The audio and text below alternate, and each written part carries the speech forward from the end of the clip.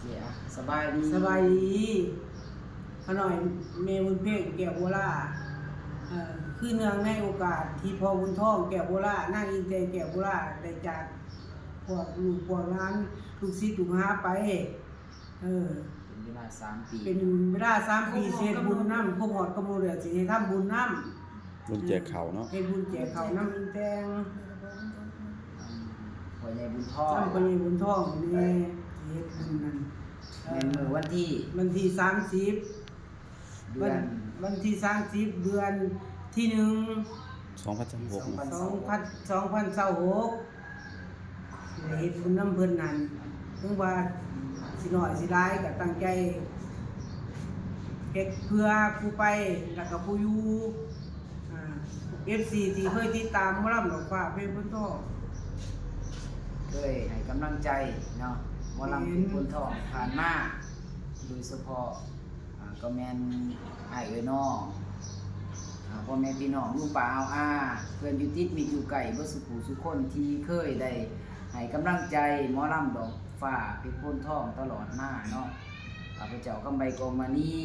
นางสาววงปากกาสิทธิเดชและก็แม่บุญเพ็ญแก่นโบราณขอถือโอกาสนี้ข้าวบุญแจกข้าวนำพ่อใหญ่บุญท่องแก้วโบราณนำน้องสาวอินแตงแก้วโบราณเนาะครบรอบ3 ปีที่พ่อกับน้องได้จากครอบครัวดอกฝากเพชรบุญทองไปเนาะก็ขอเชิญชวน FC หมอลำดอกฝากเพชรบุญทองสุขุสุคนเด้อแขกอยู่ติดมิตรอยู่ไกลที่เห็นโพสต์นี้เนาะฝากติดตามหรือว่าให้กำลังใจลูกหลานดอกฝากเพชรบุญทองก็ยังยืนยัด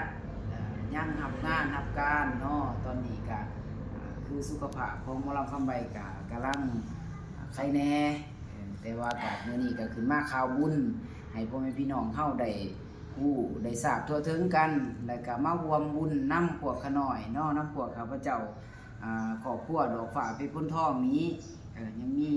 น้องวงปากกาหมอลำดวงสว่างหมอลำคันทองหมอลำบัวพันธุ์แล้วก็หลายๆนักศิลปินดอกฝากเพชรบุญทองก็ยัง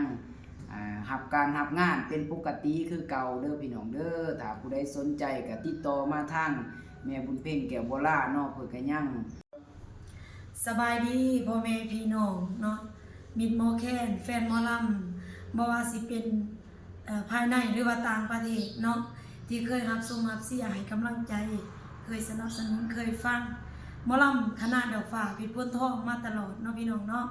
มื้อนี้ผู้ขาหมอลำวงปากกาเด้อเนาะได้มากระจายข่าวให้พี่น้องรับรู้ว่าในวันที่30เนาะเดือนที่1สิได้เฮ็ดบุญนำ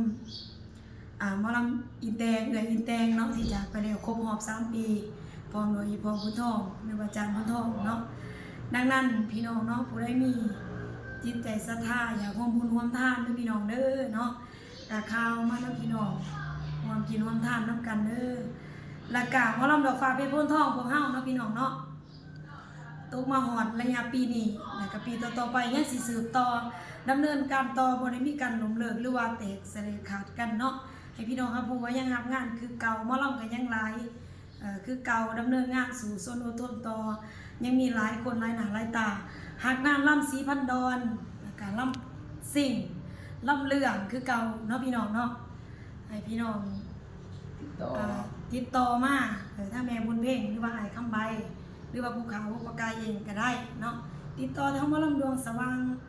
หรือหมอลำดอดแก้วหมอลำคันทองบัวพันธุ์เบอร์โทรของคณะหลายๆคนหมอลำที่รู้จักในวงการเฮาเนาะได้เบิดเอาเบอร์โทรของคณะเบอร์